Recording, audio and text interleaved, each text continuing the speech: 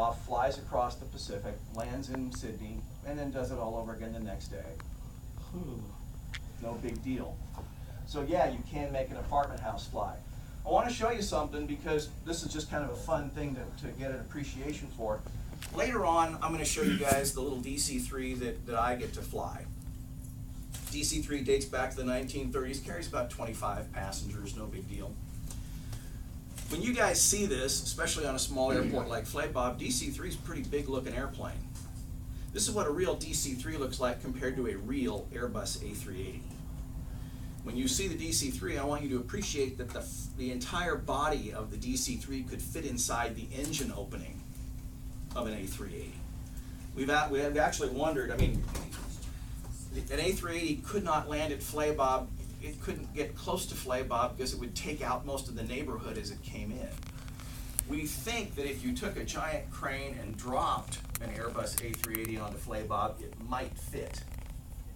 So I mean, just when you see the DC-3, just again, real DC-3, real Airbus A380, whoa, big time stuff.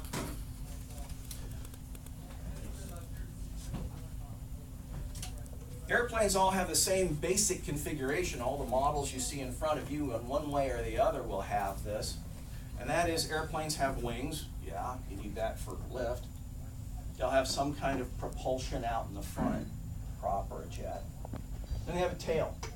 Anybody have any idea what purpose a tail serves on an airplane? Balance the... That is correct, to balance the lift. Hear what I mean? You've seen that this makes lift because you've watched the glider fly. So, how many of you think this will fly by itself? Well, come on. I proved to you that it makes lift. It'll fly, right? What will it do? Spin.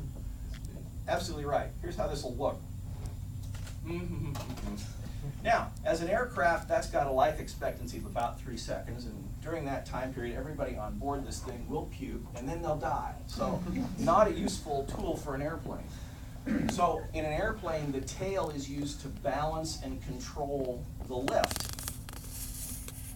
The rudder, or the vertical stabilizer in the back of the airplane, will actually work to help the airplane go straight through the air and not just kind of wander from side to side as it goes along. So it's like the rudder on a boat. Now, I think for all the ones you guys have, the models will have the standard position where the wings are in front of the tail. But that doesn't always happen. This is a model of this actually was a Japanese